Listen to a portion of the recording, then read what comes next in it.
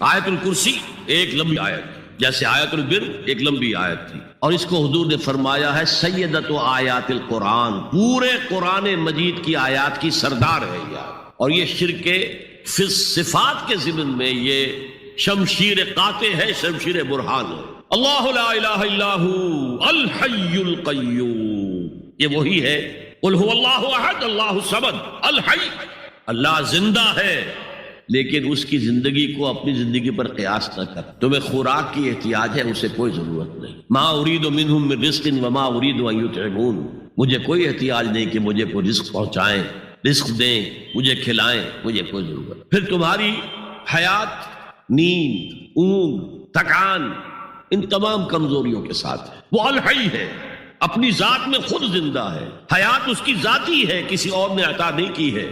ہماری تو مستعار ہے، عمر دراز مانگ کے لائے تھے، 4 دن 2 آرزو میں کٹ گئے، 2 انتظار میں۔ اور القیوم بقیہ پوری کائنات کے لیے وہی ہے، اس کو تھامے ہوئے، لا تاخذہ سنۃ ولا نوم، الحی، حیات کامل، کہ اس کو نہ نیند آتی ہے نہ اونگ آتی ہے۔ لہ ما فی السماوات و ما فی الارض، آسمان اور زمین میں جو کچھ ہے اسی کی ملکیت ہے۔ تم کسٹوڈینز ہو، تم امین ہو، این امانت چند روزہ نزد ماست، در حقیقت مالک شے ہر شے خداست، یہاں تک کہ یہ میرا جسم بھی میرے پاس امانت ہے۔ میں کون ہوں؟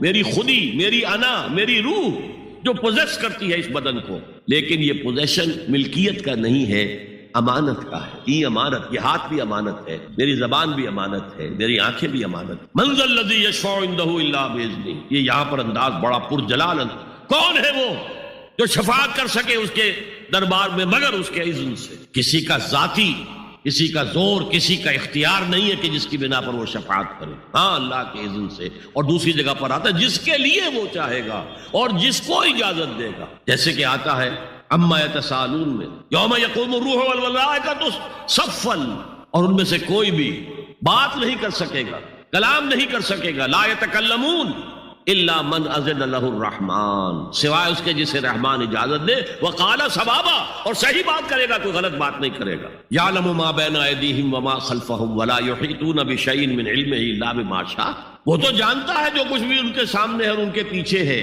اور یہ کوئی احاطہ نہیں کر سکتا مخلوقات میں سے، اس کے علم میں سے کسی کا بھی، سوائے اس کے جو وہ خود چاہے۔ یہاں بڑے ہی لطیف انداز میں شفاعت باطلہ کے تصور کی نفی ہو گئی۔ دیکھیے آپ کہیں جا کر کسی مجسٹریٹ سے سفارش کرتے ہیں تو کیا کہتے ہیں؟ اجی یہ فائل کے اوپر جو کچھ ہے آپ اس پر نہ جائیے، یہ گواہیاں وغیرہ جھوٹی ہو گئی ہیں، میں آپ کو بتاتا ہوں اصل بات کیا ہے۔ اللہ کے سامنے کوئی یہ کہہ سکے گا اے اللہ تیرے علم میں نہیں ہے، میرے علم میں ہے؟ یعلم ما بین ایدیہم وما خلفہم، وہ تو جانتا ہے جو کچھ ان کے سامنے اور جو کچھ ان کے پیچھے ہے۔ ولا یحیطون بشیء من علمہ الا بما شاء، اور ان میں سے کوئی بھی، جیسے کہ میں ابھی بتا چکا ہوں، بریلوی مکتب فکر بھی کہہ رہا ہے کہ اللہ کا دیا ہوا علم ہے، محمد رسول اللہ کا جتنا ہے، لا محدود نہیں ہے، محدود ہے، قدیم نہیں ہے، حادث ہے، تو جتنا اللہ چاہتا ہے، جس کے لیے جتنا چاہتا ہے، لیکن اس کے علم میں سے احاطہ نہیں کر سکتا کوئی مگر جو وہ چاہے۔ وسع کرسیہ السماوات والارض، اس کا اقتدار چھایا ہوا ہے، مستولی ہے، آسمانوں پر بھی اور زمین پر بھی۔ ولا یعودہ حفظہما، اور اسے عاجز نہیں کر سکتی ان دونوں کی حفاظت۔ قیوم وہی ہے، صمد وہی ہے، لیکن اسے کوئی تکان تاری نہیں ہوتی، عاجز نہیں ہوتی۔ یہ اصل میں نفی ہے جو تورات حافظے سے مرتب کی گئی تھی۔ 587 میں نبوکدنضر کا جو حملہ ہوا تھا اس میں اصل تورات گم ہو گئی، اس وقت سے آج تک وہ اصل تورات ان کے پاس نہیں۔ پیریڈ آف کیپٹیوٹی سے واپس آئے ہیں بیت المقدس میں، سائرس کے لطف و کرم کی وجہ سے، ذوالقرنین کے لطف و کرم کی وجہ سے، پھر یادداشتوں سے لوگوں نے وہ تورات مرتب کی ہے، تو اس میں انسانی فکر شامل ہو گیا، لہذا وہاں یہ لکھا ہے اللہ نے 6 دنوں میں آسمان اور زمین پیدا کیے اور 7ویں دن آرام کیا، یعنی کوئی تکان لائق ہو گئی۔ قرآن نے کہا، اللہ تعالیٰ نے فرمایا سورہ قاف میں، وَلَقَدْ خَلَقْنَا السَّمَاوَاتِ وَالْأَرْضَ وَمَا بَيْنَهُمَا فِي 6 أَيَّامٍ وَمَا مَسَّنَا مِن لُغُوبٍ، یقیناً ہم نے آسمان اور زمین اور جو کچھ ان دونوں کے مابین ہے انہیں 6 ہی دنوں میں پیدا کیا، وہ بات ٹھیک ہے، لیکن ہمیں کوئی تکان لائق نہیں ہوئی کہ ہمیں کسی آرام کی ضرورت۔ لا یعودہ حفظہما وہو العلی العظیم، العلی وہی ہے سب سے بلند و بالا، لتکون کلمۃ اللہ ہی العلیٰ، تاکہ اللہ کا کلمہ سب سے سر بلند ہو جائے، اور وہی عظیم ہے، عظمت والا۔ اللہ تعالیٰ مجھے اور آپ کو اس سے بچائے، اپنے سابقہ زندگی کے گناہوں پر توبہ کرنے کی اور اللہ سے استغفار طلب کرنے کی توفیق عطا فرمائے۔ اور اپنے دینی فرائض کی انجام دہی کے لیے کمر بستہ ہو جانے کا عزم مصمم کر لینے کی توفیق عطا فرمائے۔ زندگی میں دکھ اور سکھ، ان کا چولی دامن کا ساتھ، دکھ بھی ہے، سکھ، سردی کے ساتھ گرمی بھی ہے، نرمی کے ساتھ سختی بھی، ان مع العسر یسرا، ان مع العسر یسرا، یسر کے ساتھ عسر ہے، عسر کے ساتھ یسر۔ لیکن انسان نفسیاتی طور پر متاثر جو ہوتا ہے زیادہ، وہ تکلیف سے، دکھ سے۔ خوشی آتی ہے تو وہ ایسے گزر جاتی ہے، اس کا وقت کا بھی پتہ نہیں چلتا، گزر بڑی تیزی کے ساتھ وقت گزر جاتا ہے۔ لیکن غم کا معاملہ ہو جائے تو ایک ایک لہجہ جو ہے وہ بڑا کٹھن ہو جاتا ہے، بڑی مشکل سے گزر۔ تو انسان کے احساسات پر زیادہ جو اثر آتا ہے وہ دکھ کا۔ بعض فلسفے دنیا میں ایسے ہیں کہ جنہوں نے اس دکھ، خاص طور پر جو حساس انسان اس کو محسوس کرتا ہے، اس کے اعتبار سے یہ کہا ہے کہ دنیاوی زندگی نرا دکھ ہی دکھ ہے۔ آپ کو معلوم ہے کہ تعداد انسانوں کی بہت بڑی تعداد ہے جو بدھ مت کی پیروکار ہے، اور بدھ مت کا کلمہ طیبہ یہ ہے، یعنی یہ ان کا اصل الاصول ہے، جیسے ہمارے دین کا اصل الاصول ہے لا الہ الا اللہ محمد رسول اللہ، کلمہ طیبہ۔ ان کا جو کلمہ طیبہ ہے وہ یہ سروم دکھم، سب دکھ ہی دکھ ہے، سب مصیبت ہی مصیبت ہے۔ انسانی زندگی جو ہے وہ تو صرف دکھوں سے اور تکلیفوں سے عبارت۔ اسی کو غالب نے بھی کہا ہے، آپ نے یہ شعر غالب کا میں نے بہت سے دروس میں سنا ہوگا کہ قید حیات و بند غم اصل میں دونوں ایک۔ یہ قید حیات ہے، ابھی آپ حدیث سن رہے تھے، اب دنیا سجن المومن، مومن کے لیے یہ دنیا کی زندگی جو ہے جیل خانہ ہے، یہ قید ہے، قید حیات۔ جیسے جیل میں آدمی اپنی مرضی سے نہیں جاتا، بھیجا جاتا ہے، اپنی مرضی سے نہیں نکلتا بلکہ نکالا جاتا ہے۔ اسی طرح لائی حیات آئے قضا لے چلی چلے، اپنی خوشی سے آئے نہ اپنی خوش چلے۔ تو دنیا کی زندگی جو ہے وہ واقعتاً ایک اعتبار سے قید خانہ ہے۔ قید حیات و بند غم اصل میں دونوں ایک۔ جب تک یہ زندگی رہے گی غم بھی لگا رہے گا، تکلیفیں لگی رہیں گی، مصائب آتے رہیں گے، انسان کو دکھوں کا سامنا رہے گا، واسطہ رہے گا۔ موت سے پہلے آدمی غم سے نجات پائے گی۔ ظاہر بات ہے جب تک زندگی ہے تو غم ہے، تو موت سے پہلے نجات نہیں مل سکتی۔ اگرچہ اس کے بعد کا اگلا مرحلہ جو ہے، جو حقیقت کو جاننے والے ہیں وہ تو جانتے ہیں کہ اس کے بعد تو غم کا اور بڑا کڑا مرحلہ آنے والا ہے۔ اب تو گھبرا کے یہ کہتے ہیں کہ مر جائیں گے، مر کے بھی چین نہ پایا تو کدھر جائیں گے۔ اگر اللہ ہمیں معاف فرمائے، اپنی رحمت اور مغفرت سے ہمیں ڈھانپ لے، جیسے کہ حضور نے فرمایا الا یتغمدنی ربی برحمتہ، حضور نے فرمایا کہ کوئی انسان بھی محض اپنے اعمال کی بنیاد پر جنت میں نہیں داخل ہو سکے گا جب تک کہ رحمت خداوندی دستگیری نہ کرے۔ کسی صحابی نے بڑی ہمت کی، بڑے جرأت کا معاملہ کیا، پوچھ لیا کیا حضور آپ بھی؟ ظاہر بات ہے آپ بھی انسان ہیں، آپ بھی بشر ہیں، قرآن مجید میں کہلوایا گیا ہے اور انما انا بشر مثلکم۔ تو اگر آپ کہتے ہیں کوئی انسان جنت میں داخل نہیں ہو سکے گا محض اپنے اعمال کی بنیاد پر جب تک کہ رحمت خداوندی دستگیری نہ کرے، تو کیا آپ بھی اس قاعدہ کلیہ میں شامل ہیں؟ آپ نے فرمایا ہاں میں بھی، الا یتغمدنی ربی برحمتہ، جب تک کہ میرا رب مجھے اپنی رحمت سے ڈھانپ نہیں لے گا میں بھی جنت میں داخل نہیں۔ تو اس اعتبار سے اللہ تعالیٰ وہاں ہمیں بچا لے، لیکن جو وہاں نہیں بچایا گیا، اب ظاہر بات ہے کہ اس کے لیے جو مصیبت ہے وہ تو پھر دائمی ہے، ابدی ہے، دکھ ہی دکھ۔ میں اس کی طرف زیادہ جانا نہیں چاہتا اس وقت، اصل میں میرا موضوع جو ہے وہ اس دنیا میں دکھوں کا علاج۔ اب اس اعتبار سے غور کیجئے، دکھ دو قسم کے قرآن مجید پر جتنا میں نے غور کیا، دکھ ایک تو وہ ہے کہ جو ناگہانی طور پر آ جاتا، اس میں ہماری کسی غلطی کو دخل نہیں ہوتا۔ وہ کوئی آفت سماوی ہے، کوئی زلزلہ آ گیا ہے، ابھی آپ کو معلوم ہے بھوج جو قصبہ تھا گجرات اسٹیٹ کا انڈیا کا پورا ختم ہو گیا، اس میں بہت سے مسلمان بھی۔ جب کوئی آفت سماوی آتی ہے تو وہ ظاہر بات ہے کہ پھر سب کے سب لوگ اس کی لپیٹ میں آ جاتے ہیں۔ زلزلہ آ گیا، یا کوئی اور طوفان آ جائے، جیسا کہ کئی مرتبہ آپ نے اخبارات میں پڑھا ہوگا، اس سال امریکہ میں بہت طوفان آئے ہیں، مشرقی ساحل پر بار بار طوفان، وہاں بھی لوگ مرتے ہیں، وہاں بھی چھتیں اڑ جاتی ہے، وہاں بھی تباہی جو ہے آتی ہے۔ تو اس حوالے سے ایک تو ہے وہ ناگہانی آفات، آفت ارضی ہو یا آفت سماوی ہو، زلزلہ ہے یا آفت ارضی ہے، طوفان آ گیا ہے، کوئی سائیکلون آ گیا یا آفت سماوی ہے، یا کوئی آسمان سے بڑا سا پتھر آ جائے۔ آپ کبھی کبھی اخبارات میں پڑھتے ہوں گے کہ ایک بڑی چٹان پاس سے گزر گئی، بہت بڑی خلائی چٹان جو ہے زمین کے قریب سے ہو کر گزر گئی، زمین بچ گئی، ورنہ اگر وہ زمین سے ٹکرا جاتی تو نہ معلوم کتنا بڑا یہاں پر تباہی کا معاملہ ہوتا۔ بڑے بڑے جو ہے شہاب گرتے رہے زمین کے اوپر، بڑی بڑی تباہیاں آتی رہی ماضی۔ تو ایک تو یہ ہے، اور ان میں بھی تقسیم کیجئے، یہ ناگہانی تکلیف، ناگہانی مصیبت، یا کوئی آفت سماوی یا آفت ارضی، اس کی بھی پھر دو قسمیں ہو گئی۔ ایک وہ کہ جو افراد کو متاثر کر، انفرادی سطح، آدمی سڑک پر جا رہا تھا، پیچھے سے آ کر کسی گاڑی نے ٹکر ماری، گر گیا، ٹانگ ٹوٹ گئی، اب ظاہر بات ہے کہ اس میں اس کا کوئی قصور نہیں ہے۔ یہ اللہ تعالیٰ کی طرف سے بات آ گئی ہے؟ یا یہ کہ کوئی اگر اجتماعی سطح پر آیا جیسا کہ زلزلہ ہے یا جیسا کہ کوئی سائیکلون ہے، کوئی بڑا طوفان ہے، بہت بڑے فلڈز آ گئے ہیں، اس وقت بھی موزمبیق میں بہت بڑا فلڈ آیا ہوا ہے، ساؤتھ افریقہ میں، اور افریقہ میں اس پچھلے سال بھی بہت بڑا فلڈ آیا، بڑی تباہی آ رہا، تو یہ آفت سماوی یہ ظاہر بات ہے کہ اجتماعی سطح پر آتی ہے، بڑی بڑی مقدار میں تعداد میں لوگ متاثر ہوتے ہیں، لاکھوں لوگ بے گھر ہو جاتے ہیں، ہزاروں آدمی مارے جاتے ہیں۔ پہلی شکل جو ہے دکھ کی، جیسا کہ میں نے عرض کیا، وہ ناگہانی دکھ، کوئی آفت عرضی، کوئی آفت سماوی، خواہ وہ انفرادی ہو خواہ اجتماعی۔ اس کے ضمن میں کیا علاج ہے؟ ظاہر بات ہے کہ اس کا علاج یہ تو نہیں ہو سکتا کہ آپ اس کو ختم کر سکیں۔ انگریزی کا ایک محاورہ ہے، what cannot be cured must be endured۔ جو چیز جو ہے جس کا علاج نہیں ہو سکتا وہ تو برداشت کرنی پڑے گی۔ بعض بیماریاں بھی ایسی ہیں، ڈائبٹیز ہو گئی ہے، شوگر کا مرض ہو گیا، ڈاکٹر آپ کو بتائے گا کہ بھائی اب یہ مرض جائے گا نہیں، اب آپ کو اس مرض کے ساتھ ہی اپنے آپ کو ایڈجسٹ کر کے اپنی غذا وغیرہ اس کے مطابق طے کر لیجیے، ورنہ یہ کہ یہ نہ سمجھیے کہ یہ مرض چلا جائے گا۔ تو what cannot be cured must be endured۔ لہذا ان آفت سماوی و عرضی، چاہے وہ انفرادی سطح پر متاثر کرتی ہوں انسانوں کو اور چاہے اجتماعی سطح پر، اس کا تو علاج ایک ہی ہے۔ عربی میں بھی ایک محاورہ یہ ہے کہ کسی نے پوچھا تھا کہ بچھو کے کاٹے کا کیا علاج ہے؟ البکاء الی الصباح، رات کو اگر کاٹا ہے کسی بچھو نے تو روتے رہو صبح تک، یہ علاج ہے، اس کا اور کوئی علاج ہے ہی نہیں۔ تو جو چیز لا علاج ہے اسے برداشت کر، گویا کہ یہاں جو اصل شے ہوگی کہ دنیاوی آفات، عرضی و سماوی آفات، ناگہانی آفات، ناگہانی مصیبتیں، ان کے ضمن میں ہمیں ایسی شے کی ضرورت ہے جو ہمارے اندر برداشت پیدا کرے، اس کو جھیلنا آسان بنا دے، ہم اس کی وجہ سے بجھ کر نہ رہ جائیں، ہماری ہمتیں جواب نہ دے جائیں، ہمارا ارادہ ختم نہ ہو جائے، ہمارا حوصلہ پست نہ ہو جائے، بلکہ برداشت، جھیلنا ہو، تحمل۔ ابھی بھٹر صاحب کہہ رہے تھے اللہ تعالیٰ ذرا سا متحمل ہے، میں نے کہا یہ بہت غلط بات کہہ رہے، اللہ بہت متحمل، وہ ذرا سا تو یوں سمجھیے کہ ان کے کہنے کے انداز میں یہ بات آ گئی، ذرا سا رحیم بھی ہے، نہیں وہ بہت رحیم ہے، بہت متحمل ہے، بہت حلیم۔ لیکن یہ کہ ہمیں یہ جو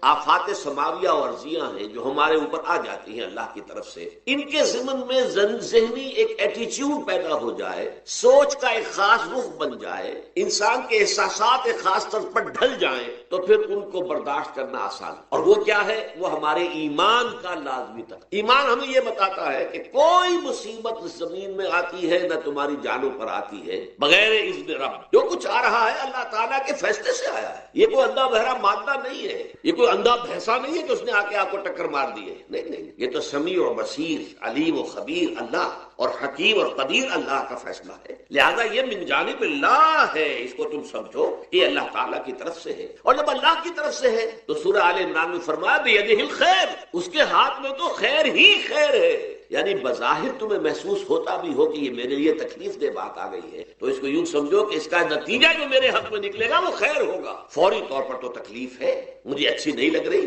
ناگوار ہے، لیکن نتیجہ اس کا خیر نکلے گا۔ جیسے بچہ بیمار ہے، ماں اسے دوا پینے پر مجبور کر رہی، کڑوی دوا ہے، وہ تو سمجھتا ہے اس پر بڑا ظلم ہو رہا ہے، یا آپ لے گئے اسے ڈاکٹر کے یہاں ٹیکا لگوایا ہے، وہ تو چیخ رہا ہے، رو رہا ہے، لیکن آپ کو معلوم ہے، کاش اسے بھی معلوم ہو جائے کہ یہ میرے خیر کے لیے، میرے بھلے کے لیے۔ اگر اسے یہ معلوم اور محسوس ہو جائے تو اس کی تکلیف اس کے اندر بہت کمی آ جائے گی، وہ سہار لے گا، اس کو وہ برداشت کرے گا۔ اس حوالے سے اس کا جو ہمارے دین میں اس کا نام ہے، اس ذہنی کیفیت کا، ان احساسات کا، اسے ہم کہتے ہیں تسلیم و رضا۔ جو کچھ آ رہا ہے اللہ کی طرف سے آ رہا ہے، لہذا سر تسلیم خم ہے، اے اللہ ہم قبول کر، رضا، ہر حال میں تیری رضا پر راضی، جو تیرا فیصلہ ہے ہمیں بصر و چشم قبول، تسلیم و رضا۔ ہم بھی تسلیم کی خو ڈالیں گے، بے نیازی تیری عادت ہی صحیح۔ اللہ تو بے نیاز ہے، لیکن اے اللہ تو ہمارے لیے جو بھی تکلیف کا تو نے فیصلہ کیا، تسلیم کی خو ڈالیں گے، عادت پیدا کر لیں گے اپنے اندر کہ ہر ساقی ماریخ عین الطاف است، کہ میرا ساقی میرے پیالے میں جو کچھ ڈال دے اس کا لطف و کرم ہے۔ یہ مقام رضا ہے، یہ ایمان کا ایک ایسا تقاضا ہے کہ جس کو ہم کہیں گے ایمان کی حلاوت، ایمان کی مٹھاس۔ اگر آپ کا منہ کڑوا ہو جائے تو آپ چینی کھاتے ہیں تاکہ منہ کا ذائقہ ٹھیک ہو جائے۔ اگر تکالیف کی وجہ سے، دکھ کی وجہ سے آپ کے احساسات کے اندر کوئی خرابی پیدا ہو رہی ہے، یہ جو مقام رضا ہے، یہ اس کے لیے قند ہے، یہ اس کے لیے چینی ہے، یہ اس کے لیے شہد ہے، یہ اس کی تلخی کو ظاہر کر دینے والی شیء ہے کہ اللہ تیری رضا پر راضی، راضی برضائے رب۔ اب اس کے ضمن میں سمجھیے، یہ تو اصولی بات میں نے آپ کو بتا دی،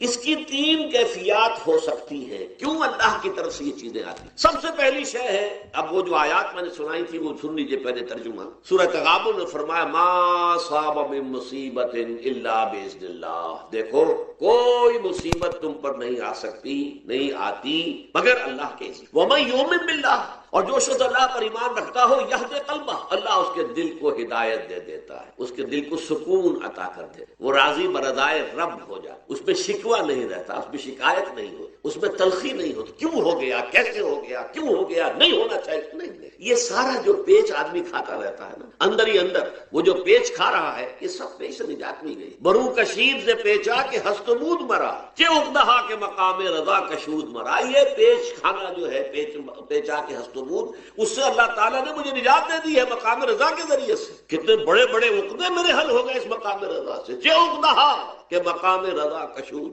میرے تو بہت سے عقدے اس سے حل ہو گئے۔ اس حوالے سے ایک موٹی بات تو یہ ہو گئی، لیکن اب اس کو 3 حصوں میں تقسیم۔ پہلی بات یہ کہ یہ اللہ کی طرف سے آزمائش کے طور پر، آزمائش میرا بندہ اس پر صبر کرتا ہے یا نہیں، یا میرے خلاف بکواس کرنے پر آمادہ ہو جائے، اللہ تو ایسا ہے، اللہ نے تو ہم پر کبھی کرم کیا ہی نہیں، اللہ تو ظالم، معاذ اللہ معاذ اللہ معاذ، کہیں ایسا تو نہیں، میرا بندہ جو ہے تکلیف کو جھیلتا ہے میری وجہ سے، یہ سمجھ کے کہ اللہ کی طرف سے آئی۔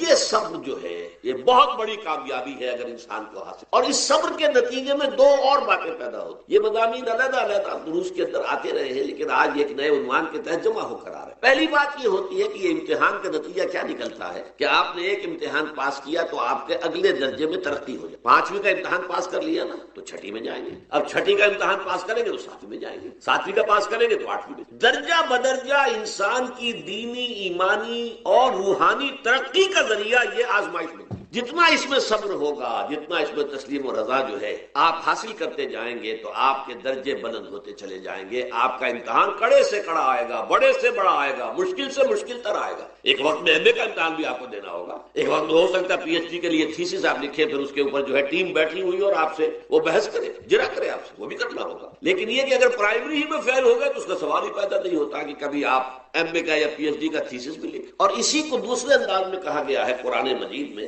بولے یبلی المؤمنین منہ بلاء حسنا، اصل میں ابلا کہتے ہیں، بلا یبلو جو ہے عربی زبان میں آتا ہے آزمانا، خلق الموت والحیات لیبلوکم ایکم احسن عملا، یہی معنی ابتلا کے میں، ابتلا یبتلی آزمانا۔ ابلا یبلی جو آتا ہے باب افعال سے، اس میں آتا ہے کسی کو کسی تکلیف میں ڈال کر اس کو نکھارنا، کہ اس کا جوہر نکھر جائے، اس کے اندر جو خیر ہے وہ اور چمک جائے، لوگوں کو بھی معلوم ہو جائے کہ یہ شخص اس مقام کا اہل ہے، اس کے اندر یہ صلاحیت ہے، اس میں یہ قوت۔ یہ حدیث مسلم شریف کی ہے اور اس کے راوی ہیں ابو امامہ باہلی رضی اللہ تعالی عنہ، قال، انہوں نے فرمایا، سمعت رسول اللہ صلی اللہ علیہ وسلم یقول، کہ میں نے خود سنا اللہ کے رسول صلی اللہ علیہ وسلم کو یہ فرماتے ہوئے، اقرأوا القرآن، لوگوں قرآن پڑھا کرو، فَإِنَّهُ يَأْتِي يَوْمَ الْقِيَامَةِ شَفِيعًا لِأَصْحَابِهِ، اس لیے کہ یہ قرآن قیامت کے دن سفارشی بن کر آئے گا اپنے لوگوں کے لیے، یعنی ان لوگوں کے لیے جنہیں قرآن سے محبت رہی زندگی میں، جو قرآن کو پڑھتے رہے،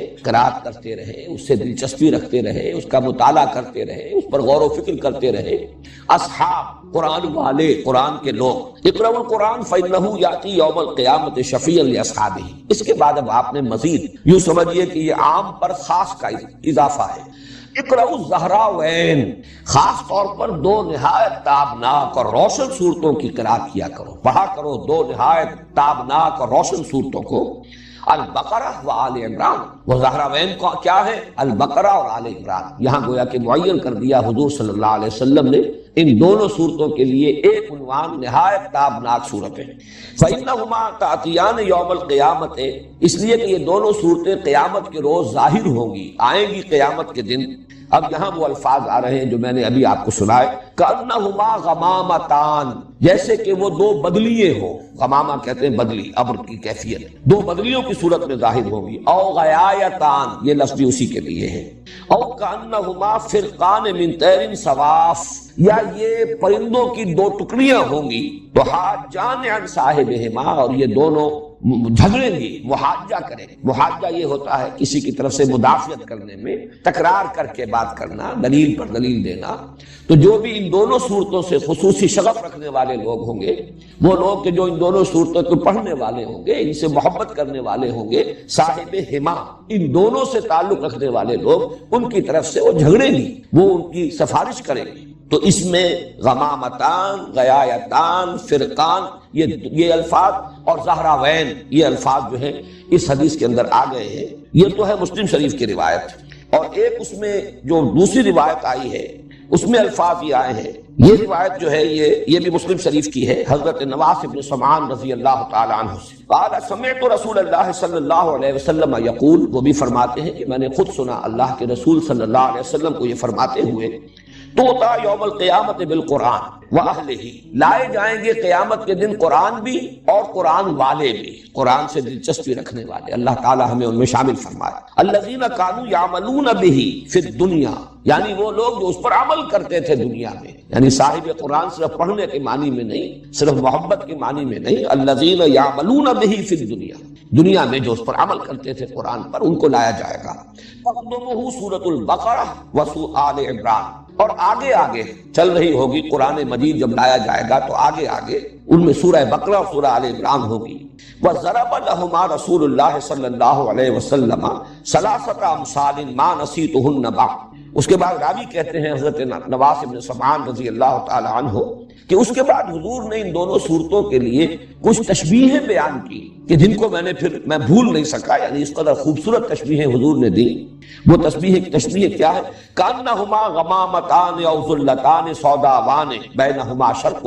یہ دونوں صورتیں ایسے ظاہر ہوں گی قیامت کے دن جیسے کہ دو بدلیاں ہیں، دو بادل ہیں، اور وہ سیاہ رنگ کی ہیں، یعنی سایہ کر رہی ہوں گی اپنے پڑھنے والے اور محبت کرنے والے ہیں ان پر. ان کے درمیان ایک روشنی بھی ہوگی، دو بدلیاں اسی طرح ظاہر ہوں گی. اگر وہ ملی ہوئی ہو اور ان کے درمیان کوئی خلا نہ ہو جس میں روشنی آ رہی ہو تو وہ دو علیحدہ نہیں ہوں گی. گویا کہ ان کے اندر مانوی اعتبار سے تسلسل بھی ہے، لیکن یہ کہ دو صورتیں علیحدہ ہیں، سورہ بقرہ علیحدہ ہے، سورہ آل عمران ہے. او کانہما خرقان من طیر صواف، یا ایسے حضور نے تشبیہ دی کہ جیسے کبھی کبھی پرندوں کے جب جھنڈ کے جھنڈ آتے ہیں تو وہ اتنا، اگر وہ جھنڈ جو ہے وہ گہرا ہے کہ پھر وہ سائے اس کی وجہ سے ہو جاتا ہے اور وہ دھوپ کو روک لیتے ہیں اور سورج کو ڈھانپ لیتے ہیں، تو وہ گویا کہ اڑنے والے اور پروں کو پھیلانے ہوئے پرندوں کی ٹکڑیوں کے مانند ہوگی. تو حاجان عن صاحبہما، اور یہ محاجہ کریں گی، سفارش کریں گی، جھگڑا کریں گی اپنے لوگوں کے بارے میں، ان کی طرف سے مدافعت کریں گی، ان کی وکالت کریں گی. یہ تو مسلم شریف کی روایت ہے، لیکن ترمذی میں اسی روایت کے جو الفاظ آئے ہیں ما نسیتہن، وہ تین تمثیلیں جو حضور نے بیان فرمائی جن کے بارے میں راوی کہتے ہیں حضرت نواس بن سمعان کہ میں ان کو بھول نہیں سکا. تو اس کی جو تشریح آئی ہے ترمذی کی روایت میں، قال یاتیان کانہما غیایتان بینہما شرق او کانہما غمامتان سوداوان او کانہما ذلتان من طیر صواف. دو بدلیاں یا دو ٹکڑیاں پرندوں کے دو جھنڈ ہوں گے. تو جادلان عن صاحبہما، اور وہ مجادلہ کریں گی، محاجہ کریں گی، مجادلہ کریں گی، جھگڑیں گی، مدافعت کریں گی اپنے لوگوں کی طرف سے. تو ان دو روایات، بلکہ میں نے تین روایات آپ کو سنائی ہیں، اس لیے کہ ایک روایت تو حضرت ابو امامہ باہلی سے ہے، دوسری روایت جو ہے وہ مسلم شریف میں بھی ہے، اگرچہ راوی ایک ہی ہے حضرت نواس بن سمعان، لیکن مسلم شریف میں اس کے الفاظ قدر مختلف ہیں اور ترمذی میں جو الفاظ آئے ہیں ان میں تھوڑا سا فرق ہے. ان سے ان دونوں صورتوں کی فضیلت بھی ظاہر ہوئی، اور نمبر دو یہ کہ ان کا جوڑا ہونا ثابت ہو گیا، اس لیے کہ ان دونوں کو بریکٹ کیا ہے حضور صلی اللہ علیہ وسلم نے ایک نام سے. جیسے میں نے اس سے پہلے کئی مرتبہ عرض کیا ہے کہ آخری دو صورتیں ان کے لیے تو ایک نام ایسا ہے کہ جو ہر شخص جانتا ہے. سورۃ الفلق اور سورۃ الناس معوذتین، یہ تو ایک نام جو ہے ہر شخص جانتا ہے. دو صورتیں ہیں لیکن دونوں کا مضمون ایک ہے، اس لیے انہیں معوذتین کہا جاتا ہے. لیکن اس کے بارے میں یہ لفظ جو ہے زیادہ عام نہیں ہے، حالانکہ حضور صلی اللہ علیہ وسلم نے کس اہتمام کے ساتھ ان دونوں صورتوں کو بھی اسی طریقے سے ایک جوڑا قرار دیا ہے. اب جو اس کے وجوہ ہیں اور جو مظہر ہیں جوڑے ہونے کے، نسبت زوجیت کے، اب ان پر ہم نگاہ ڈال لیں. میں نے کئی مرتبہ عرض کیا ہے کہ یہ جو زوجیت ہے یا جوڑے ہونے کی نسبت ہے قرآن حکیم کی صورتوں میں، اس کے دو پہلو ہوں گے. بعض اعتبارات سے مشابہت بہت نمایاں ہوگی اور بعض اعتبارات سے ایک ریسیپروکل نسبت ہوگی، عکسی نسبت ہوگی، یا ہم یوں کہہ سکتے ہیں کہ تکمیلی نسبت ہوگی کہ دونوں چیزیں مل کر ایک مضمون کو مکمل کر رہی ہوں، یا ایک مضمون کا ایک رخ ادھر آ گیا ہو اور ایک رخ اسی کا دوسری صورت میں آ گیا ہو. تو زوجین میں یہ دونوں چیزیں لازم ہیں. جیسے کہ ہم جانتے ہیں حیوانات کے اندر ایک نوع جو ہے اس کی جو دو جنسیں ہوں گی وہ ایک دوسرے سے بہت مشابہ ہوں گی. شیر اور شیرنی، ظاہر بات ہے کہ وہ ان کا اپنی ایک مشابہت ہے، 99% تو ان کے مشابہت کی شکل نظر آئے گی، بیل اور گائے. لیکن یہ کہ آپ کو معلوم ہے کہ بعض اعتبارات سے ان کا جسمانی نظام ایسا بنایا گیا ہے کہ وہ ایک مقصد کی تکمیل کرتے ہیں. فرق ہے لیکن وہ فرق ایسا نہیں ہے کہ جس کے مابین کوئی وحدت مقصد موجود نہ ہو، مقصد ایک ہے۔ اسی طریقے سے صورتوں میں جب آپ نسبت زوجیت کو تلاش کریں تو دو پہلو دیکھنے ہوں گے کہ ایک تو مشابہت کے پہلو کون سے، وہ نمایاں ہونے چاہیے، پھر کن اعتبارات سے یہ کمپلیمنٹری ہے، کن اعتبارات سے یہ مل کر کسی مضمون کی تکمیل کرتی ہے، وہ کون سے پہلو ہیں کہ جن میں سے کوئی ایک رخ جو ہے وہ ایک صورت میں آ گیا ہو اور دوسرا رخ دوسری صورت میں آ گیا ہو۔ ظاہر بات ہے یہ چیزیں تو تفصیل سے آئیں گی، ورنہ تو یہ خود بڑا لمبا موضوع اس وقت ہو جائے گا۔ تفصیل سے یہ چیزیں آئیں گی بعد میں جب کہ ہم ان صورتوں کا مطالعہ کریں گے۔ اس وقت یہ کہ تین چار چیزیں نوٹ کر لیجئے دونوں اعتبارات سے۔ جہاں تک مشابہت ہے، ایک بات تو بہت نمایاں جو میں پہلے عرض کر چکا کہ سورہ بقرہ بھی شروع ہو رہی ہے الف لام میم حروف مقطعات سے، اور سورہ آل عمران بھی شروع ہو رہی ہے الف لام میم حروف مقطعات سے۔ اس کے بعد آپ کو 20ویں پارے میں جا کر 19ویں اور 20ویں پارے میں جا کر جو ہے یہ صورتیں چار ملیں گی، وہ چاروں مکی صورتیں ہیں جن کا آغاز ہوتا ہے الف لام میم سے۔ سورہ عنکبوت ہے، پھر سورہ روم ہے، سورہ لقمان ہے، سورہ سجدہ ہے، وہ چار صورتیں، ورنہ یہ کہ یہ شروع میں دو صورتیں ہیں اور یہ دونوں مدنی صورتیں ہیں، وہ چاروں صورتیں وہ مکی صورتیں ہیں۔ مدنی صورتوں میں یہ دو صورتیں ہیں کہ جو حروف مقطعات سے شروع ہوئی الف لام میم سے۔ دوسری مشابہت یہ کہ ان دونوں کے آغاز میں قرآن حکیم کی عظمت کی طرف خصوصی اشارہ۔ آپ دیکھ لیں الف لام میم ذالک الکتاب لا ریب فیہ ھدی للمتقین، فوراً الف لام حروف مقطعات کے بعد الف لام میم کے بعد قرآن مجید کی عظمت اور اس کے ہدایت ہونے کی طرف اشارہ۔ بالکل یہی انداز بلکہ اس سے بھی زیادہ شاندار اور پرجلال انداز میں یہی مضمون آ رہا ہے سورہ آل عمران میں، الف لام میم، اور اس کے بعد جو ہے نزل علیک الکتاب بالحق مصدقا لما بین یدیہ وانزل التوراۃ والانجیل من قبل ھدی للناس وانزل الفرقان۔ اتارے اللہ نے اے نبی اے محمد صلی اللہ علیہ وسلم آپ پر یہ کتاب حق کے ساتھ جو تصدیق کرتے ہوئے آئی ہے اس کی کہ جو اس کے سامنے موجود ہے، اور اسی نے اتاری تھی تورات اور انجیل اس سے قبل لوگوں کے لیے ہدایت نامہ بنا کر، اور اس نے ہی اتارا ہے الفرقان۔ تو یہ بھی مشابہت کا ایک پہلو ہے۔ تیسرا بہت نمایاں پہلو مشابہت کا جو ہے وہ اختتام پر آتا ہے۔ سورہ بقرہ کی، اور یہ بھی چیزیں وہ ہیں کہ جو عام طور پر میں سمجھتا ہوں، توقع رکھتا ہوں کہ اکثر حضرات کے سامنے ہوگی، صرف اس وقت اشارہ کر دینا کافی ہے۔ سورہ بقرہ کے اختتام پر بھی ایک دعا آئی ہے نہایت عظیم، ربنا لا تؤاخذنا ان نسینا او اخطانا ربنا ولا تحمل علینا اصرا کما حملته علی الذین من قبلنا ربنا ولا تحملنا ما لا طاقت لنا به واعف عنا واغفر لنا وارحمنا۔ اب یہ نہایت عظیم دعا ہے۔ اسی طریقے سے تھوڑا سا فرق ہے، 4 آیتیں پہلے، 5 آیتیں پہلے سورہ آل عمران کے اختتام پر 5 آیتیں قبل اگر دیکھیں گے تو ایک عظیم دعا ہے جو کئی آیات پر مشتمل ہے۔ ربنا ما خلقت هذا باطلا سبحانك فقنا عذاب النار ربنا انك من تدخل النار فقد اخزيته وما للظالمين من انصار ربنا اننا سمعنا مناديا ينادي للايمان ان امنوا بربكم فآمنا ربنا فاغفر لنا ذنوبنا وكفر عنا سيئاتنا وتوفنا مع الابرار ربنا وآتنا ما وعدتنا على رسلك ولا تخزنا يوم القيامة انك لا تخلف الميعاد۔ دونوں آیتیں ویسے اگر آپ دیکھیں گے تو حجم کے اعتبار سے یہ دونوں دعائیں تقریباً برابر ہیں، اگرچہ یہ کہ سورہ بقرہ کی وہ ایک ہی آیت ہے اور یہاں متعدد آیات ہیں، لیکن حجم کے اعتبار سے زیادہ فرق نہیں ہے۔ نہایت جامع، نہایت عظیم یہ آیات یہ ہیں، دعائیں ہیں کہ جن پر سورہ بقرہ بھی ختم ہو رہی ہے، سورہ آل عمران ختم ہو رہی ہے۔ تو مشابہت کے پہلو سے میں سمجھتا ہوں کہ صرف ان 3 چیزوں کو صاحب سامنے رکھیے۔ اب جو مقاسمت کا یہ تقسیم جو ہے کہ ایک ہی مضمون کے، ایک ہی شے کے 2 رخ، 2 پہلو ہو اور وہ ان میں تقسیم ہو گئی ہو کہ ایک پہلو آ رہا ہو ایک صورت میں، دوسرا پہلو جو ہے اس پر بحث ہوئی اور دوسری صورت میں، اس کو نوٹ کر لیجئے 4 چیز۔ سب سے نمایاں بات تو یہ جو میں پہلے عرض کر چکا ہوں کہ سورہ بقرہ میں نہایت مفصل گفتگو ہوئی ہے، دعوت بھی دی گئی، اتمام حجت بھی کیا گیا، اور جس کو کہتے ہیں کہ قرارداد جرم بھی ان پر فرد قرارداد جرم وہ بھی عائد کر دی گئی، فرد جرم وہ ہے یہود، بنی اسرائیل، یہود سے خطاب کر یا بنی اسرائیل اذکروا نعمتی التي انعمت علیکم۔ لیکن سورہ آل عمران میں یہی معاملہ نصارہ کے ساتھ، ان کی سب سے بڑی گمراہی تثلیث کا عقیدہ، الوہیت مسیح علیہ السلام کا عقیدہ، تو اس میں آپ دیکھیں گے کہ بڑی تفصیل کے ساتھ اس عقیدے کی نفی کی گئی ہے۔ تو یہ گویا کہ اب یہ دونوں مل کر ایک مضمون کی تکمیل کر رہے ہیں، دعوت اور اتمام حجت یہود پر سورہ بقرہ میں اور نصارہ پر سورہ آل عمران میں۔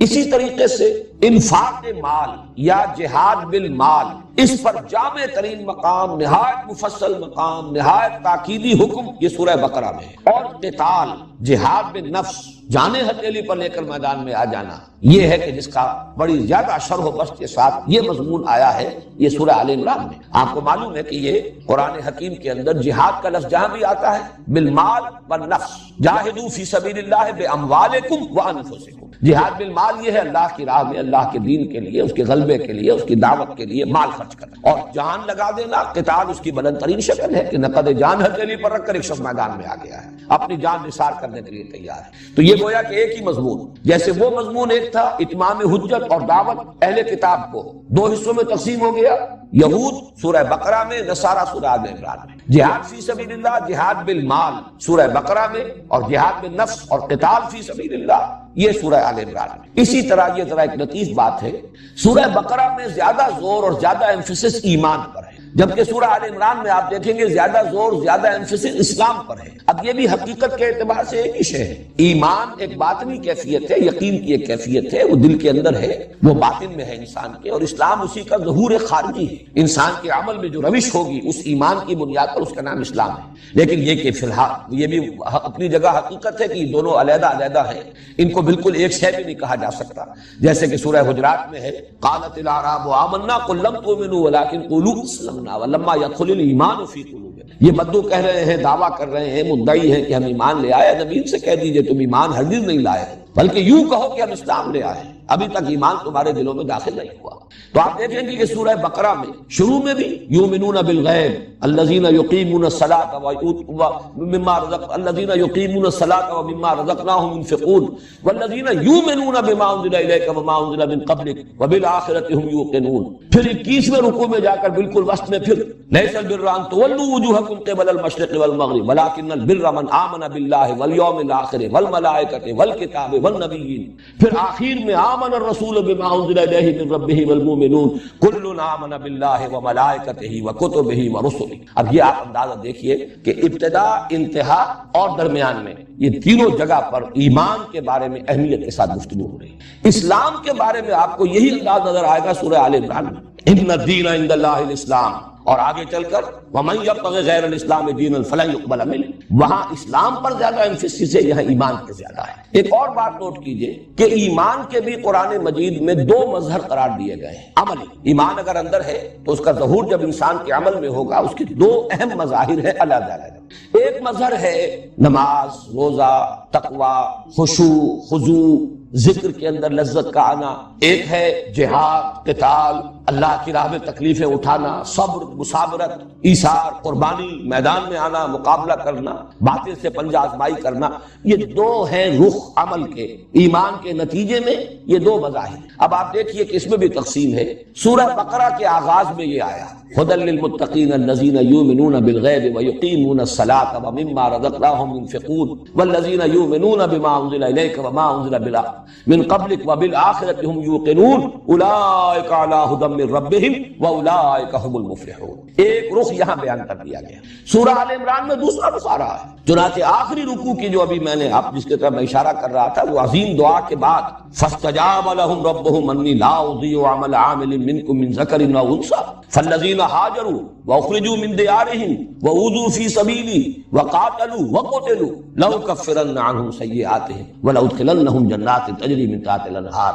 اور پھر آخری آیت جو ہے وہ بھی اسی مضمون کو نمایاں کر رہی ہے، یا ایھا الذین آمنوا اصبروا وصابروا ورابطوا واتقوا اللہ لعلکم تفلحون۔ صبر، مصابرت، یہ ہے اصل میں وہ چیزیں کہ جن کو نمایاں کیا گیا ہے۔ اللہ کی راہ میں جنگ، تکلیفوں کا جھیلنا، گھر بار چھوڑ دینا، مصائب کو برداشت کرنا، قتال کرنا، قتل کرنا بھی، قتل ہونا بھی، یہ ہے ایمان کا دوسرا مظہر۔ سورہ آل عمران کے اختتام پر یہ دوسرا پہلو، سورہ بقرہ کے آغاز میں پہلا پہلو، اور اسی کی ایک مثال ہے بہت ہی نمایاں قرآن حکیم میں سورہ انفال میں یہ دونوں پہلو جمع کیے گئے، لیکن اس طور سے کہ شروع میں یہ سورہ بقرہ والا پہلو ہے، اور فرمایا گیا وہ لوگ جب اللہ کا نام لیا جائے تو ان کے دل لرز جاتے ہیں، نماز قائم کرتے ہیں، یہ ساری کیفیات جو ہیں وہ شروع میں آئی، اور فرمایا گیا اولئک ھم المؤمنون حقا، یہ لوگ ہیں حقیقی مومن، سچے مومن۔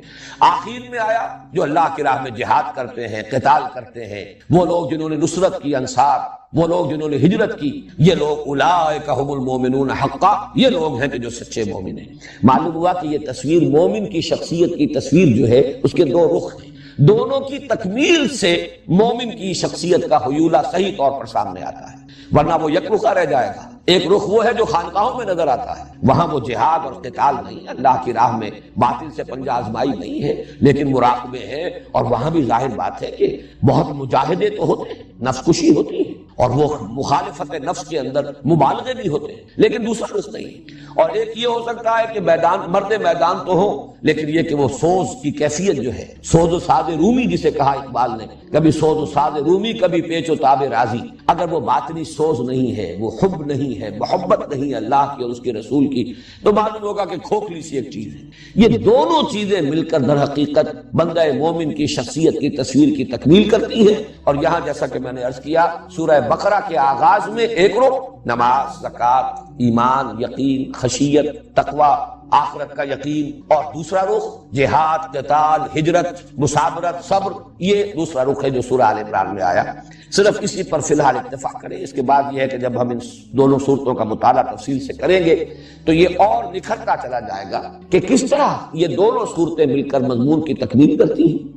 یہ صورتوں میں نسبت زوجیت کی ایک نہایت کامل مثال ہے، اور اس کے لیے دلیل میرے پاس سب سے بڑی، اس لیے کہ ہمارے لیے تو سب سے بڑی دلیل محمد الرسول اللہ صلی اللہ علیہ وسلم کا فرمایا ہوا ہے۔ جس طریقے سے آخری دونوں صورتیں معوذتین ایک نام میں جمع کی گئیں، اسی طریقے سے ان صورتوں کے لیے حضور نے الزہراوین، الغمامتین، الغیایتین، الذلتین، الخرقین، الفرقین، یہ تمام الفاظ تثنیہ کے اس لیے استعمال کیے کہ بات واضح ہو جائے کہ یہ دونوں صورتیں جو ہیں یہ مل کر ایک مضمون کی تکمیل کرتی ہیں اور یہ آپس میں جوڑے کی نسبت رکھتی ہیں۔ اب آئیے سورۃ البقرہ۔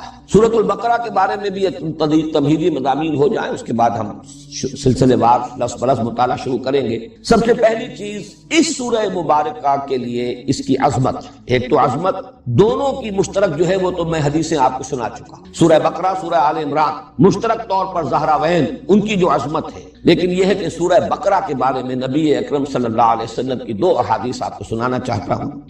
دونوں ترمذی سے ہیں اور دونوں کے راوی حضرت ابو ہریرہ رضی اللہ تعالی عنہ۔ عن ابی ہریرہ رضی اللہ تعالی عنہ ان رسول اللہ صلی اللہ علیہ وسلم قال لکل شیء سنام وسنام القرآن سورۃ البقرہ وفیہا آیۃ ہی سیدۃ آی القرآن آیۃ الکرسی۔ حضور نے فرمایا ہر شے کی ایک چوٹی ہوتی ہے، ایک کوہان، جیسے اونٹ کی کہ وجود میں وہ کوہان جو ہے بڑا نمایاں ہوتا ہے، ایسے ہی ہر شے میں، جس کو آپ انگریزی میں کلائمیکس سے تعبیر کرتے ہیں، ہر شے کا ایک کلائمیکس ہے، ہر شے کا ایک نقطہ عروج ہے، ہر شے کی ایک چوٹی ہے، اور قرآن کی چوٹی سورہ بقرہ ہے، اور اس میں ایک آیت تو وہ ہے کہ جو تمام آیات قرآنیہ کی سردار ہے، اور وہ آیت الکرسی ہے۔ واقعہ ہے کہ آیت الکرسی وہ تو عظیم ترین آیت ہے، بلکہ یہ کہ اس کے بارے میں بھی حضور نے بالکل وہی بات کہی ہے جو سورہ اخلاص کے بارے میں کہی ہے۔ سورہ اخلاص کو حضور نے قرار دیا کہ یہ ربع قرآن ہے، قرآن ثلث قرآن، چوتھائی حصہ قرآن، اور آیت الکرسی کو بھی ربع قرآن قرار دیا۔ اس اعتبار سے اس کی بڑی عظمت ہے۔ دوسری حدیث ہے وہی حضرت ابو ہریرہ رضی اللہ تعالیٰ عنہ سے کہ حضور نے ارشاد فرمایا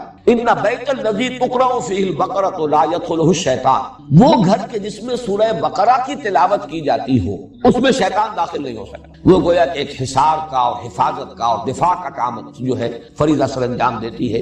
یہ سورہ بقرہ جس گھر میں کہ اس کے پڑھنے کا اہتمام ہوتا ہو، انتظام ہوتا ہو، بار بار پڑھا جاتا ہو، اس کا چرچا ہوتا رہتا ہو، تو جو شیطان ہے وہ اس سے بھاگتے ہیں۔ زمانہ نزول کے بارے میں نوٹ کر لیجئے کہ یہ سورہ مبارکہ ظاہر بات ہے کہ 40 رکوعوں پر مشتمل ہے۔ آیات کے اعتبار سے تقریباً ہمارے ہاں جو مصحف ہیں ان میں تو 286 کا حصہ ہی آپ کو ملے گا، 286 آیات، البتہ مختلف قراءتوں کے اعتبار سے ایک ایک کا فرق ہے۔ بعض حضرات کے نزدیک 285 آیات کے شمار میں آتی ہے اس کی، اور بعض کے نزدیک جو ہے 287 بھی ہے، لیکن یہ کہ تقریباً اجماع جو ہے وہ 286 کی عدد پر ہے، لیکن وہ صرف گنتی کا فرق ہے۔ یہ نہیں ہے کہ کسی آیت کے بارے میں اختلاف ہو کہ وہ قرآن کا حصہ ہے یا نہیں، کہیں کسی جگہ پر یہ گنتی ہو جاتی ہے آیت کی اور کسی جگہ پر نہیں ہوتی۔ یہ سورہ فاتحہ میں بھی میں بیان کر چکا ہوں۔ بعض حضرات کے نزدیک یہ صراط الذین انعمت علیہم غیر المغضوب علیہم ولا الضالین یہ ایک ہی آیت ہے، لیکن یہ کہ اکثر حضرات کے نزدیک، اور چونکہ میں نے اس کو وہ جو حضور صلی اللہ علیہ وسلم نے حدیث قدسی ہمیں سنائی ہے کہ اللہ فرماتے ہیں کہ میں نے صلاۃ کو اپنے مابین دو حصوں میں تقسیم کر دیا، اس کے حوالے سے میرے نزدیک تو گویا کہ یہ بات بالکل ثابت ہے کہ یہ دونوں آیات علیحدہ ہیں۔ صراط الذین انعمت علیہم علیحدہ آیت ہے، غیر المغضوب علیہم ولا الضالین علیحدہ آیت ہے۔ اس وقت صرف حوالہ دے رہا ہوں کہ متن میں کوئی فرق نہیں ہے، الفاظ میں کوئی کمی بیشی نہیں ہے، صرف یہ کہ گنتی کے اعتبار سے تقریباً اجماع ہے کہ سورہ بقرہ کی آیات 286 ہے، لیکن بعض قراء جو ہے اسے 285 شمار کرتے ہیں، بعض کے نزدیک 287۔ اب اتنی طویل صورت، یہ اس پر اجماع ہے کہ یہ بیک وقت نازل نہیں ہوئی۔ بعض طویل صورتیں بھی ایسی ہیں جن کے بارے میں روایات سے معلوم ہوتا ہے کہ بیک وقت نازل ہوئی۔ مثلا سورہ انعام اگرچہ وہ بڑی طویل صورت ہے، 20 رکوع اس کے ہیں، ویسے یہ کہ اس سے اس اعتبار سے اگر رکوعوں کی تعداد دیکھی جائے تو نصف ہے، اس سے کم نہیں ہے۔ اس کے بارے میں روایات ہے کہ وہ بیک وقت نازل ہوئی ہے، اور حضرت جبرائیل علیہ السلام جب اسے لے کر نازل ہوئے ہیں تو 70,000 فرشتے ان کے جلوہ میں تھے۔ یہ اس کی خاص شان ہے۔ جب وہ سورہ انعام ہم پڑھیں گے تو انشاءاللہ پھر اس کی فضیلت کے ضمن میں جو روایات آئی ہیں وہ میں آپ کو سناؤں گا۔ یہ جو صورت ہے یہ ایک وقت میں نازل نہیں ہوئی، البتہ تقریباً اس پر اجماع ہے کہ ہجرت کے متصلاً بعد، ہجرت کے فوراً بعد سے شروع ہو کر اور غزوہ بدر سے پہلے تک جو قرآن حکیم کی آیات نازل ہوئی ان سب کو حضور صلی اللہ علیہ وسلم نے اس سورہ مبارکہ کی شکل میں جمع کرایا۔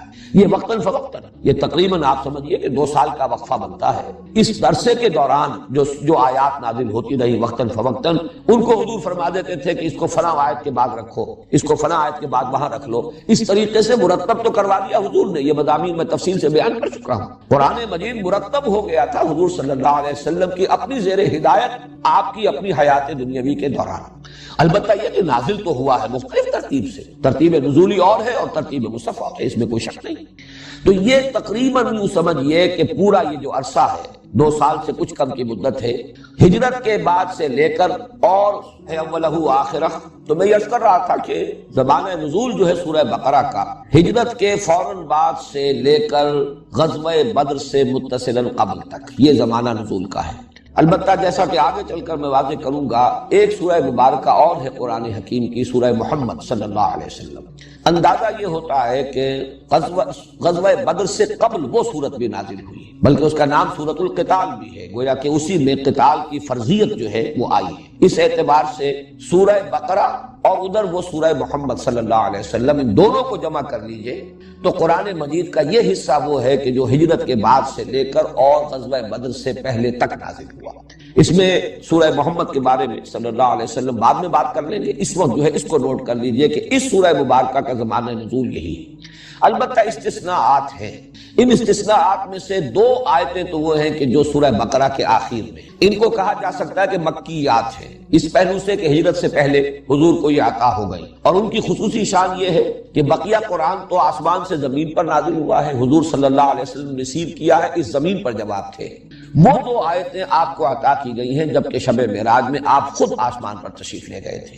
یہ امت کے لیے عظیم ترین تحفہ ہے جو اللہ تعالیٰ نے شب معراج میں حضور صلی اللہ علیہ وسلم کو عطا فرمایا۔ وہ 2 آیتیں ہیں جو سورہ بقرہ کے آخر میں ہے، انہی میں وہ دعا بھی ہے جس کا میں نے تذکرہ کیا شروع میں، نہایت عظیم دعا۔ اس کے علاوہ کچھ آیات ایسی ہیں خاص طور پر کہ جو سود کی حرمت سے متعلق ہیں، ان کے بارے میں بالاجماع یہ ہمیں معلوم ہے کہ سن 9 میں نازل ہوئی۔ تو سن 9 ہجری خاصا فصل ہے، یہ سن 2 ہجری کے اندر غزوہ بدر ہو رہا ہے، تو اس اعتبار سے وہ آیات بھی بعد کی ہیں، لیکن ان کو بھی مضمون کی مناسبت سے نبی اکرم صلی اللہ علیہ وسلم نے سورہ بقرہ میں شامل کیا ہے۔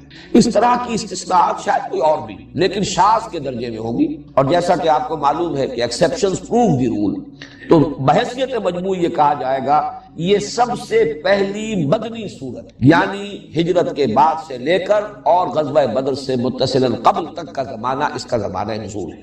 اب اس سورہ مبارکہ کا جو تجزیہ ہے مضامین کا، یہ بھی اپنی جگہ پر بڑی اہمیت کا حامل ہے، اور پھر یہ کہ اگر اس کے حوالے سے اس کے مضامین کو ذہن نشین کرنے کی کوشش کی جائے تو اس میں بہت سہولت حاصل ہوتی ہے۔ اور جیسا کہ میں نے پہلے بھی عرض کیا تھا، یہ میں سمجھتا ہوں کہ اللہ تعالیٰ کا خصوصی فضل ہے کہ اس نے اس کے ضمن میں بعض ایسی تشبیہات کی طرف ذہن کو منتقل کر دیا، وہ میں آپ کے سامنے ابھی رکھوں گا، کہ اس کے حوالے سے اس مضمون کو یاد رکھنا، ذہن نشین کرنا، سمجھنا بہت آسان ہو جائے۔ ایک تو یہ کہ اس سورہ مبارکہ کے لیے میں نے ایک نام تجویز کیا ہے، سورۃ الامتین، یہ بھی تسنیہ کا صیغہ آ رہا ہے، یہ 2 امتوں کی سورت ہے، اور مجھے یہ جرأت اس وجہ سے ہوئی کہ جیسے کہ ہم وہ حدیث پڑھ چکے ہیں، قسمت الصلاۃ بینی و بین عبدی نصفین، اللہ تعالیٰ فرماتے ہیں کہ میں نے سورہ فاتحہ جو الصلاۃ ہے، اصل نماز ہے، اسے اپنے اور اپنے بندے کے مابین دو برابر برابر نصفین میں، دو آدھے حصوں میں تقسیم کر دیا ہے۔ فنصفھا لی ونصفھا لعبدی ولعبدی ما سأل، اس کا آدھا حصہ میرے لیے ہے اور آدھا حصہ بندے کے لیے ہے، اور میں نے دیا بندے کو جو اس نے مجھ سے مانگا۔ اسی طرح میں عرض کر رہا ہوں کہ قسمہ اللہ نصفین، اس سورہ مبارکہ کو بھی اللہ تعالیٰ نے دو نصفوں میں تقسیم کر دیا ہے۔ اس کے نصف اول میں تمام تر خطاب ہے سابقہ امت مسلمہ، اس لیے امتین کہہ رہا ہوں میں، دو امتیں، یہ امتین ہیں المسلمتین، سورۃ الامتین المسلمتین، یہ دو مسلم امتوں کی صورت ہے۔ ایک سابقہ امت مسلمہ ہے، وہ ہے یہود، ان کی تو تاریخ جو ہے امت کے اعتبار سے بحیثیت امت مسلمہ شروع ہوتی حضرت موسیٰ علیہ السلام سے اور ختم ہو گئی ہے پوٹینشلی حضرت مسیح علیہ السلام پر۔ حضرت مسیح، حضرت زکریا، یہ ہم عصر ہے تقریباً، حضرت یحییٰ علیہ السلام، ان پر گویا کہ ایک اعتبار سے اس امت کی تاریخ ختم ہو جاتی ہے، اگرچہ وہ امت ابھی تک ایک قوم کی حیثیت سے، ایک نسل کی حیثیت سے یہودی اب بھی ہے اور حضور صلی اللہ علیہ وسلم کے زمانے میں بھی موجود تھے، لیکن امت کے اعتبار سے ان کا دور جو ہے وہ در حقیقت 13 قبل مسیح سے شروع ہو کر 1300 برس جو ہے حضرت مسیح سے قبل حضرت مسیح پر آ کر جب انہوں نے حضرت مسیح کی دعوت کو مان